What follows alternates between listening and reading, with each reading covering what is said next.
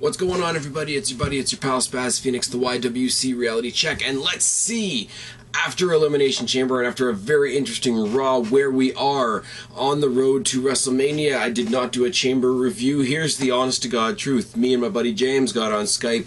We did an Elimination Chamber review, and to the dismay of us all, it didn't record properly. The audio was choppy, etc., etc., etc. I didn't want to put it up because the parts of it that were audible were not enough to put up, if I'm completely honest with you. So there isn't going to be an Elimination Chamber review of sorts. There isn't going to be a Raw review of sorts, as I'm sure you guys are getting used to, because I haven't done a regular old Raw review since the beginning of the year. Those will come after WrestleMania. But let's see where we are. Let's see, well, it's my channel. Let's go over what's poking out to me on the road to WrestleMania. And number one is one that not a lot of people are going to spend a lot of time focusing on, because in the YWC there are rules. And one of the rules is you can't like The Miz. Well, suck it. Miz versus Cesaro is a great series, whether you want to admit it or not. They had a great match at the Elimination Chamber with a ridiculous amount of psychology. The Miz's shoulder being injured the Raw before the Elimination Chamber, Cesaro working the shoulder. The whole match was fantastic. Cesaro getting his knee injured made sense on so many levels. He doesn't wear knee pads. It's probably a vulnerable spot. It's an easy thing to play up on, because if you don't have any mobility in your legs, you pretty much can't do anything. And Miz, much to the wrestling purists' dismay, is still using Ric Flair's figure 4. So, previously existing injury for The Miz, worked on the shoulder humpage, and here's the thing, unlike some people I could mention, cough cough, John Cena cough, not being subtle at all, Miz actually sold the shoulder wickedly, although most people don't want to give him the credit for it. Now, Cesaro working over the knee works because, like I say again, you know, we want to take away the guy's mobility, you want to set up for the figure 4, and the guy doesn't wear knee pads. It was a great match. Now, the ending, a lot of people don't like the ending, and I didn't like the ending at first either. The fact that the Cesaro basically kicked Miz's feet out from under him and made Miz knee him in the balls.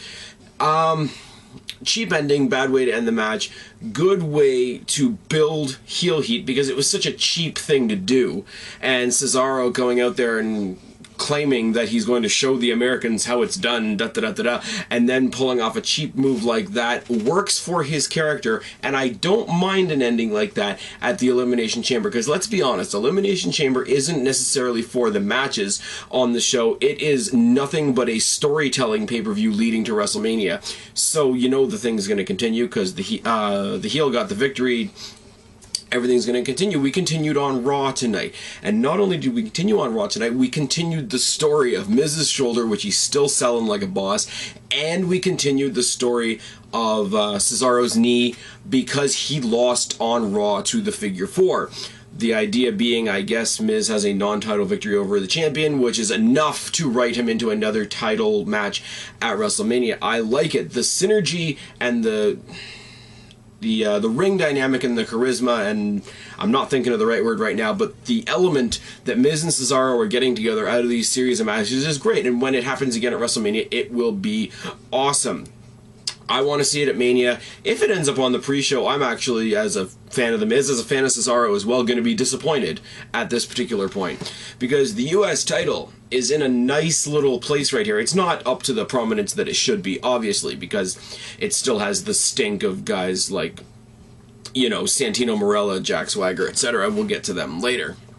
But I think these two have done enough with the title that it deserves a spot at Mania. I mean, if they want to throw somebody else in there, they want to get more people on the card, they want to make it a multi-person match, I'll be okay with it, but it better be the right person, and they better showcase these two, because these two are the guys that have put together the great feud. Miz is making Cesaro look like $1 million, and Cesaro isn't a bad opponent for The Miz, who, let's face it, really doesn't have anywhere else to go at the moment. Do I still stick to my original opinion that Miz needs to get out of this rivalry, not get the belt so he can move up? Absolutely. But if this is going to be a long-standing feud, I don't mind. If they carry it through to Extreme Rules, I won't mind, because they've already proven that they can, you know, sort of up their game with the little 4-minute street fight that they had on Raw, and give them proper pay-per-view time on a pay-per-view like Elimination Chamber, which is mostly Backlash from WrestleMania, they could have a great little street fight, or, 2 out of 3 falls, or something along those lines. So yeah, it's going along great. I know, like I say, the YWC rulebook says we're not supposed to like The Miz, but then again, the YWC rulebook says I'm not supposed to like Jeff Hardy. So tear the page out, rip the cover of the book, set the entire what's left of it on fire, and my metaphor kind of died in midstream there. But whatever. The Shield. I don't know what to say about the Shield, but I'll say what I've noticed so far. They haven't. When they made their debut, they were just attacking everybody. Then we wanted to see them in a match. We saw them in a match against Ryback and Team Hell No in the TLC first ever TLC match, won by pinfall at the TLC pay-per-view. They impressed the hell out of a lot of people. They went into Elimination Chamber and destroyed the Super Family. Oh yes, not only does Dean Ambrose prove that he's a nutcase, not only does Roman Reigns prove that he's great as a powerhouse, and Seth Rollins I was already sold on from his days in NXT. Rollins and Ambrose I was sold on the minute they came in. Roman Reigns, I will admit, I was not sold on at first. He kind of looked like the bigger, quieter, the sort of like the Batista of the group, but he's really pulling his weight, and he's really, really impressed me a lot. And like I say, a lot of the female fans that I speak to on Facebook seem to think he's cute or whatever, so he can do his thing. Great spot in the match at the Elimination Chamber was Roman Reigns spearing Sheamus through the guardrail by where the announcers and the timekeeper said. I don't think anybody told Lillian Garcia, because Roman Reigns ended up just about underneath Lillian Garcia's skirt, and she had sort of like that what the fuck's going on look on her face. That was fun. The fact that Ryback and Cena showed the arrogance that they were going to do the tandem finishing moves again like they did on Raw, and that once again got spoiled by a spear. Fantastic. It's just like Rock versus Cena last year at WrestleMania, when Cena thought he was going to be arrogant enough to do the people's elbow, and that's what cost him the match. Because these guys are super booked and because they're overbooked, and I love when a bit of their arrogance comes back to haunt them, and that's what the Shield seems to be very good at. Now, are they making Ryback look like a bitch because he's always the one eating the pin? Yes. Do I mind? Hell no. No pun intended.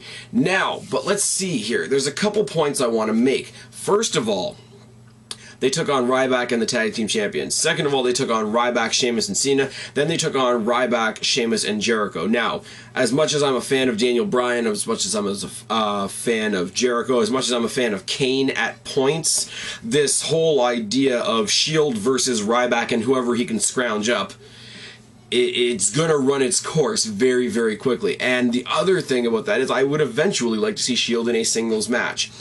Also, because of the way WWE likes to push people fast and hard, like Cena, like Sheamus, like Ryback, like a couple of other people, I wouldn't be surprised if they had gold around their waists in some way, shape, or form. Even if one of them gets, say, the U.S. title.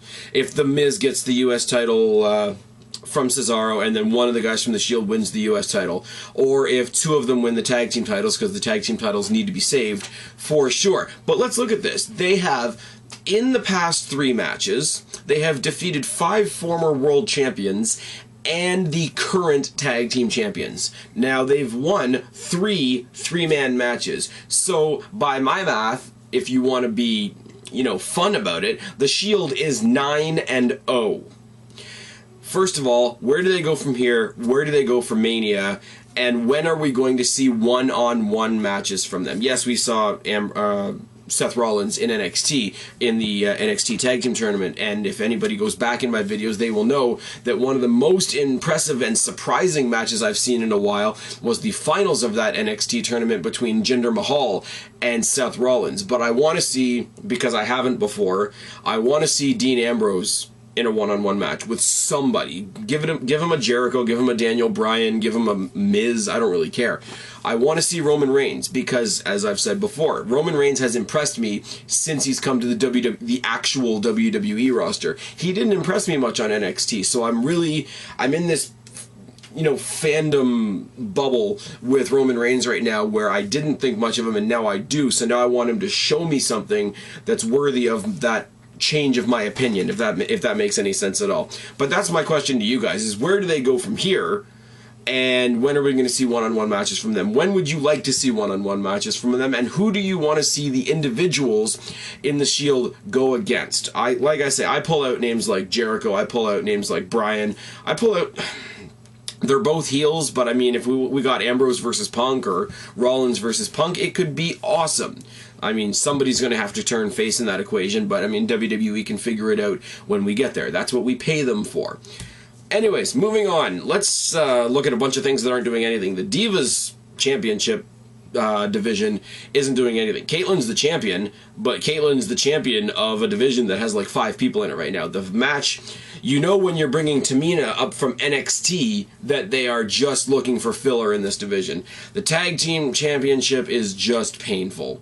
The Hell No thing is long since past its prime. It is stale. It's not even a factor anymore. They're more focused on how they're going to break up the team than what they're going to do with those belts after Team Hell No breaks up. I am terrified at this point that they don't even have a tag team name yet, but Tensai and Brodus Clay are going to be the next tag team champions, because it's going to be one of those things that gets the kids all happy and da-da-da-da-da, and Brodus Clay's bringing out Tensai's lighter side, and it's all very disgusting, isn't it? I think they're leaning towards, even though they've broken up Rhodes Scholars in theory, I think they're leaning to Rhodes Scholars versus Our Boom from what we saw on Raw this week, and if Our Boom gets back together... sorry for any legitimate team that's in the WWE, just saying, I don't care. If we get something retarded like Rhodes Scholars versus Our Boom at WrestleMania, no, I'm tuning out, guys, I'm sorry. If we have anything to do with the Funkasaurus and Tensai on the actual card of WrestleMania, I can deal with them on the pre-show. I wouldn't mind. I wouldn't care. Pre-show is supposed to be fun. It's supposed to convince the younger audience that, you know, they bug their parents because they want to watch the show, etc. But if those two jackoffs are on the actual card of WrestleMania having anything to do with the Tag Team Championship, I may vomit just a little bit. And by just a little bit, I mean enough maybe to fill this cup. Enough about that.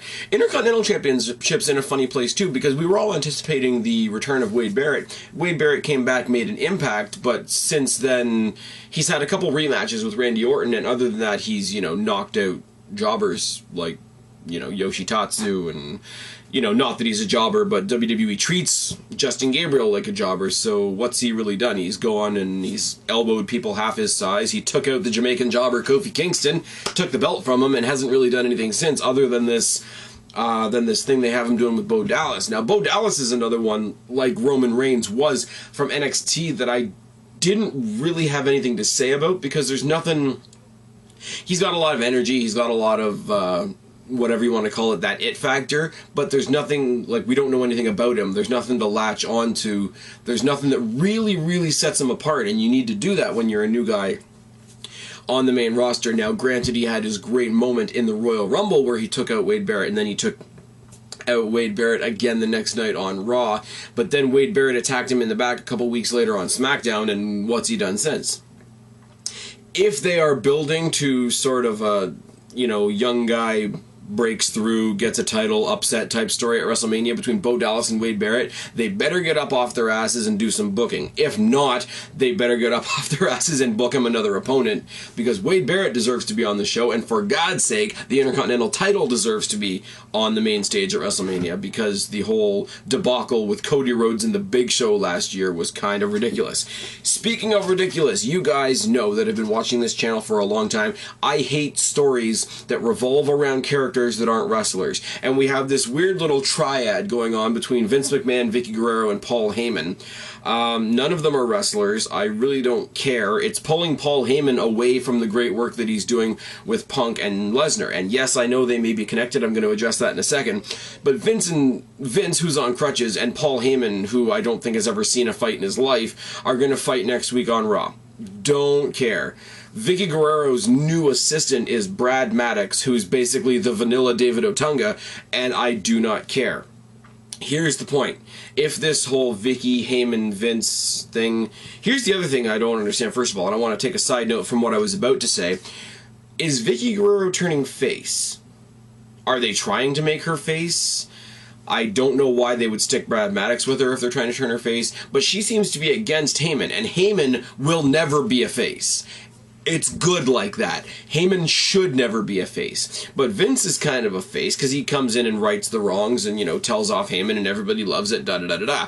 Flashbacks to the days of when he threw Eric Bischoff in the trash truck. But, I mean, Vicky's kind of stuck in the middle, where she's on Vince's side, the crowd still hates her, and the crowd loves Heyman, so the whole dynamic of the triangle is really, really fucked up. The only way I will forgive this is if this either is the precursor to Triple H Brock 2, or if they're setting up for another team match at WrestleMania. Last year, various opinions. I thought there were some good elements and bad elements, but we had Team Teddy versus Team Johnny, and they had the two ridiculously big teams. I'm not saying we need to do something that big with that many people, because that's just ridiculous. But, I mean, if Heyman had a team that consisted of, let's say, The Shield and The Shield and Brock Lesnar, a team of 4, and Vince chose, Triple H and 3 other guys to be like... almost like when they did Battle of the Billionaires between Vince and Donald Trump, when they each chose representatives to fight for them. If Vince and Heyman did a similar thing, that would be really cool, and that would make all this, non-wrestler storyline stuff make sense, and it would make it worth sort of struggling through. But, if not, and if it's just going to be a rehash of, hey, I run WWE and you ran ECW 15 years ago and I'm still making fun of you for it, that's going to get old really, really fast. Moving on, let's talk a little bit about the World Heavyweight Championship title picture. Now, there is no more Big Show. He is out of the title picture. Thank God.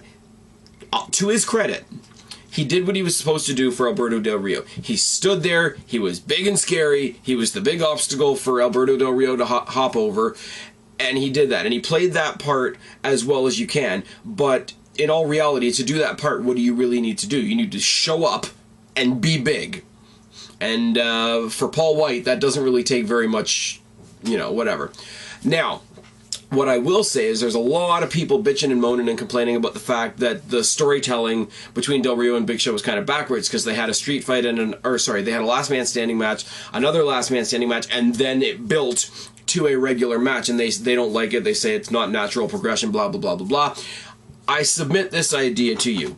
It needed to be a last man standing match first, so that Big Show, being the bitchy heel, could come out and say, oh, Booker T is screwing me and this and that, and, he used the table, and come up with all these excuses and be the bitchy heel that he is.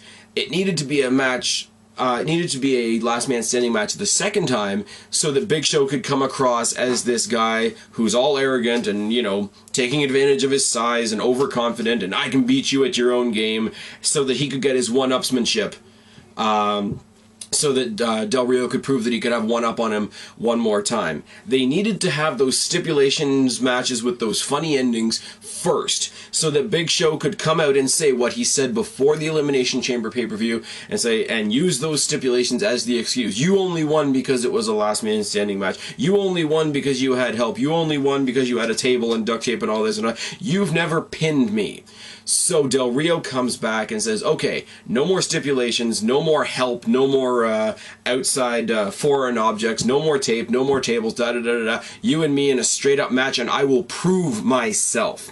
And that is what he did this time around. The psychology was great in the match. I liked the match. For a match that the Big Show is in, that's a big plus in my book. But he worked the arm. The Big Show did the typical, okay, I'm going to turn the arm bar into a one-arm powerbomb spot, which to his credit looked really, really good.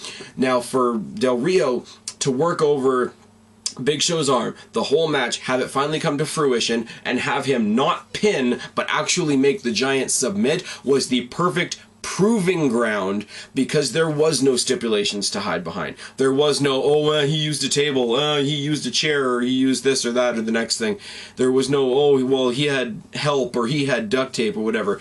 They needed to bring it back down to a one-on-one, mano-a-mano match so that Del Rio could prove that he doesn't need any help. That is why, where most people disagree, they wanted to see an escalation in the violence. I, personally, the way they've done this, saw an escalation in the logic and the storytelling of that feud, and it was the perfect way to end it. Bring it back to a regular, straight-up, head-to-head, one-on-one match. I like that. Now, let me switch gears and tell you what I absolutely do not like. For sure. Elimination Chamber. The only Elimination Chamber at the Elimination Chamber was won by Jack fucking Swagger. Really? Now, a couple cool spots in this match. I mean, the Doomsday Device by, I think it was by Kane and Jericho to Daniel Bryan. It was from one of the members of Hell No and Jericho to the other member of Team Hell No. I think it was to Bryan. I'm not entirely sure. Daniel Bryan looked great in this match. Jericho started the match with Daniel Bryan, which is at least WWE giving us a little nod in our favor because we saw Jericho versus Bryan on free TV, and they had to know we liked it. They had to know it was a fan-fucking-tastic match. I mean, I have the 15-minute delay here in Canada, and all my friends down in the States and anywhere else that love to throw me spoilers were telling me that this was happening before it was happening. But to give us that little nod and to have those two start the match for the first 4 minutes was kind of cool. Then you bring in the elements of Team Goofball fighting each other and not doing anything else, whatever. Then you bring in Swagger, then you bring in Orton, Orton in the past couple of years, I don't know how anybody, and I mean anybody, can compare Randy Orton to John Cena these days. He's spent the last 2 years solid, making anybody he touches the ring with look like gold, and he did the same thing in this match. Absolutely. Mark Henry, for somebody that has just come back, yes, I know he's supposed to be, strong man, look at me, I'm gargantuan, and, I'm so huge, I'm surprised you could fit me in a pod, blah, blah, blah, blah, blah. All the overselling that the commentators do for a guy that's been back a week or two. A guy that showed up randomly on Raw, beat up the two smallest guys on the roster, and earned himself a world title shot. He looked way better. I'm a fan of Mark Henry. He impressed me with his world title run last year, but he looked way better in the Elimination Chamber match than he deserved to look. Speaking of that, to have everybody team up on him like 3 or 4 finishers in a row, I think it was a dropkick, a codebreaker, and an RKO, to finally take Mark Henry out, and then to have him come back and World's Strongest Slam the remaining competitors was impressive looking. It was cool looking, but Mark Henry does not need a moment like that to prove how impressive he is, especially when it makes everybody else, including the winner of the match, look like a bitch. I didn't like that at all. But what I didn't like even more was the great final sequence we had between Randy Orton and Chris Jericho. The great sequence that we had. I wanted to get Jericho involved in the World Heavyweight Championship picture because Jericho versus Del Rio versus Del Rio versus Jericho versus Ziggler was something I really wanted to see at WrestleMania. He got taken out by Randy Orton, and then Jack Swagger, like a bitch, came in, quick roll up, and got the win on Randy Orton. Randy Orton is, I don't know whose wife he fucked in the back. Randy Orton lies down for everybody now. It's kind of sickening, actually. Now, here's the other thing I'm going to say, is Swagger and his new great gimmick. What is easier to write and easier to get heel heat from than a racist gimmick? We've got a Mexican champion, so let's have a racist challenger. It's just that simple. It's Eddie Guerrero versus JBL, and I'm sorry, I realized this well after JBL was gone. It takes a lot more than just coming out and spewing some racist bullshit to be JBL. It's just not. It's not Kurt Angle versus, Eddie Guerrero, even though Jack Swagger is the roided up, retarded, vanilla gorilla version of Kurt Angle. He's just not. And Yosemite Sam being his manager is not going to make things any better. In fact, from my point of view, it makes me laugh at him even more because he's just not there. This guy, he's got himself another Vicky Guerrero. people are going to hate his manager more than they hate him. They hated Vicky more than they hated him, because when he had Vicky as a manager, they hated Vicky and didn't give a crap about Jack Swagger because she had Dolph Ziggler, and that was the star of the team. Now they're getting a lot of heel heat, I will admit that, but all the heel heat is on Zeb Coulter, and Jack Swagger just happens to friggin' be there. Alberto Del Rio deserves a better opponent. The World Heavyweight Championship deserves a better #1 contender than Jack Swagger. Is it a culturally relevant storyline? Sure. Here's a big shocker for everybody watching this video. There's racism in the world. It's an easy thing to play on. It's more lazy fucking booking from the WWE. Guaranteed World Heavyweight Championship match is going to open WrestleMania again this year, and I really, really, really hate that. I really, really do. Now, my one glimmering shimmer of hope is that Ziggler comes in, doesn't cash in on a Raw or a SmackDown, and actually announces that he's going to cash in at WrestleMania. Why? Because Ziggler versus Del Rio is the match we really want to see, and if WWE wants to pay any attention to Jack Swagger, they can play up on the fact that they used to be a tag team and Ziggler carried his ass. Oh yes. Oh yes. Now, let's get on to what I think most people are really, really talking about. The WWE Championship title picture. Rock vs. Punk 2 was not as great as Rock vs. Punk 1. I'm going to say that right now. The screwy sort of ref bump type ending, there was no Shield involvement, there was no Brock Lesnar involvement like we thought there was going to be, there was no, return of The Undertaker or anything even remotely like that. We had 2 refs get injured. We had CM Punk get a relatively clean pin on The Rock that wasn't counted. Couple more interactions with the referee, and Rock finally gets the pin. Now, we needed to... I don't like ref bump endings because all they do is they make the referees look like crap, and it takes the victory away from whoever won. Like, The Rock won, but how strong was that victory, really? But we needed the screwy ref bump ending so that CM Punk could come in on Raw the way he did and insinuate that he still belongs in the world title picture. What I love is he didn't play that up as much as he played up on the fact that John Cena does not deserve to be in the world title picture because John Cena has never beaten him. And he came out, no Heyman, no nothing, right in Cena's face and told him, "You haven't beaten me. You don't deserve this." Clearly that leads to the match we're going to see next week on Raw, which is Punk versus Cena, and if WWE knows what they are doing at all, if they have any balls in their fucking scrotums, they will have this end in a Donnybrook where Vicky or Vince or whoever's in charge that week comes out and finally gives me the announcement that I want to hear, and that's that we are getting Rock versus Cena versus Punk, because yes, I'm aware that Punk is going to be completely overshadowed, and yes, I am aware that Punk is no chance in hell of winning that match, but he deserves to be there. God damn it.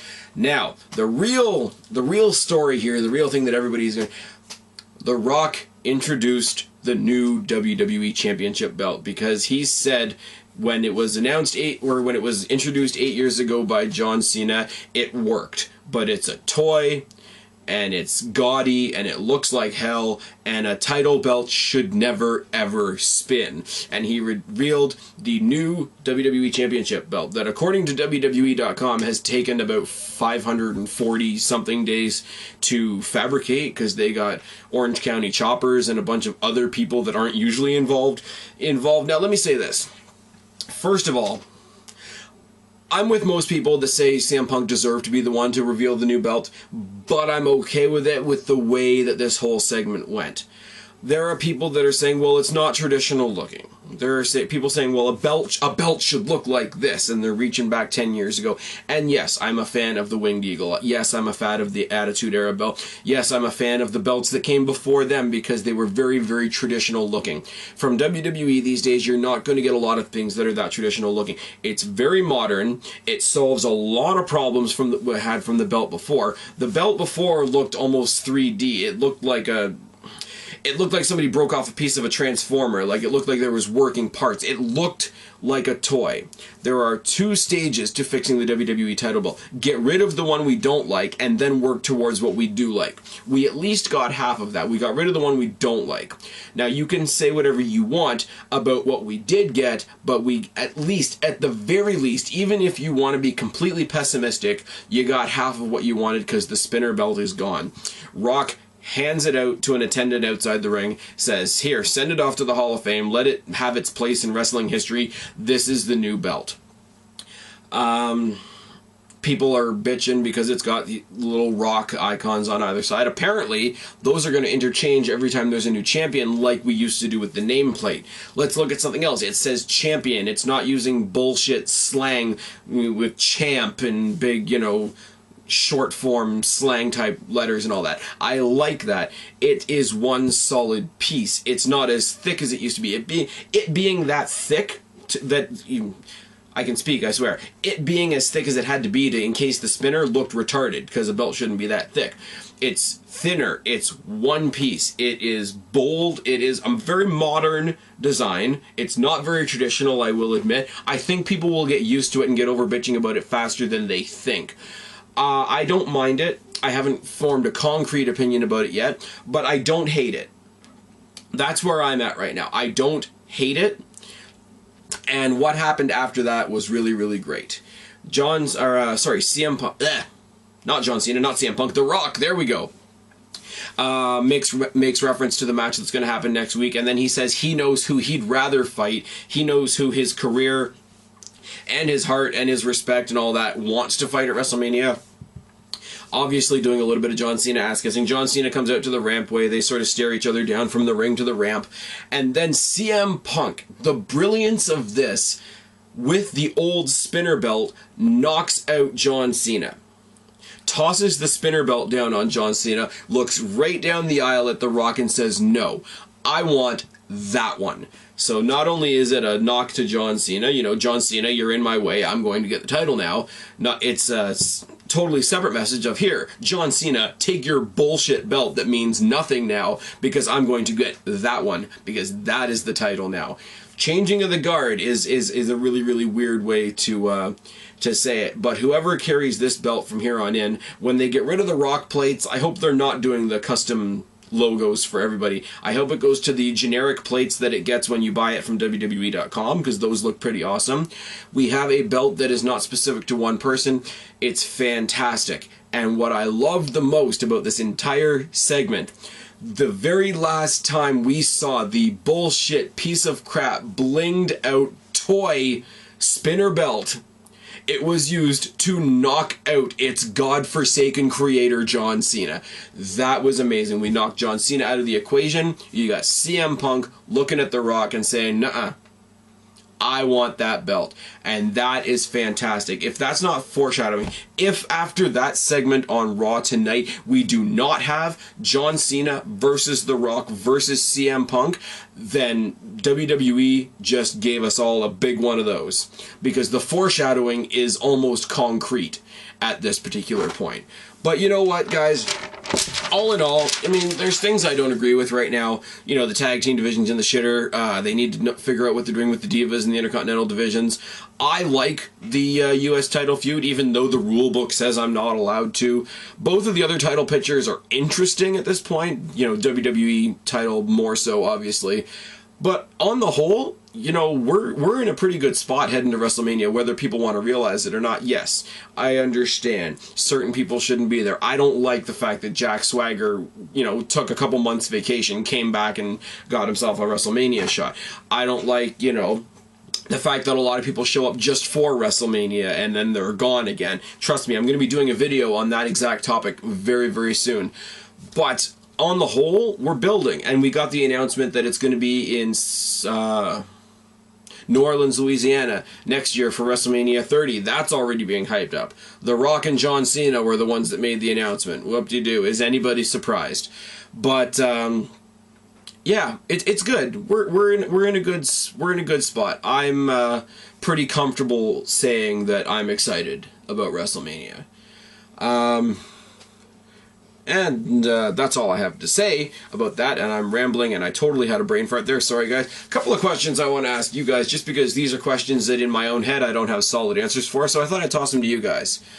Number one is this whole Vince Heyman Vicky thing. What would you rather it lead to? A straight-up one-on-one Triple H versus Brock Lesnar 2, or some sort of multi-man Vince McMahon or Team Vince McMahon versus Team Paul Heyman match? I'm not sure, because if we got a match like that, there'd be a lot of mid-card guys get involved that wouldn't normally get involved in the WrestleMania card, and I'm kind of on Brock Lesnar versus Triple H 1, so yeah.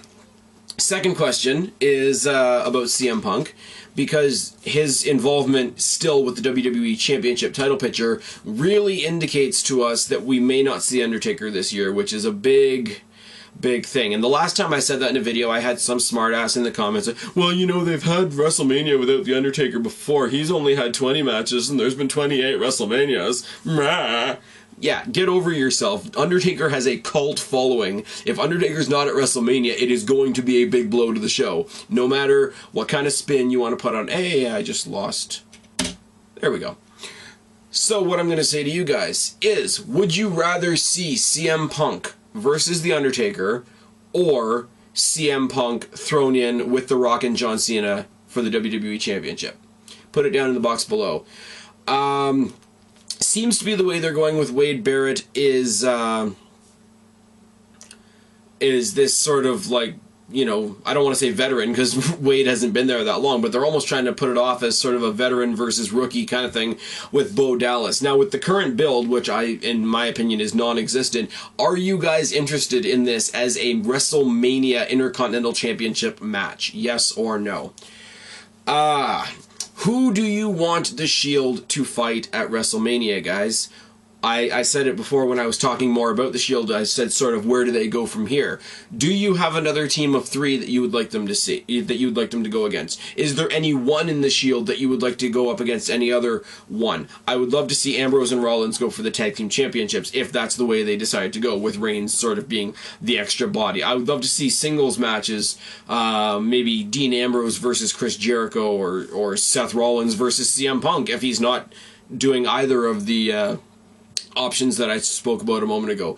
But where would you like to see the Shield at WrestleMania is my question to you guys.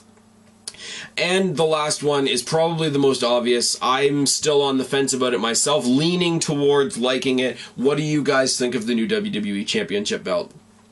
That's about it for me. I've been rambling longer than 35 minutes now. It's time for me to go to bed because, as usual, it is ridiculous o'clock. But until the next time I talk to you guys, I've been Spaz, your YWC Reality Check. Subscribe up there, talk down there, start a conversation. Keep all of these conversations going, or start your own. Don't be a stranger. I'll talk to each and every last one of you later. But for right now, I'm tagging out, guys. Talk to you later. Bye.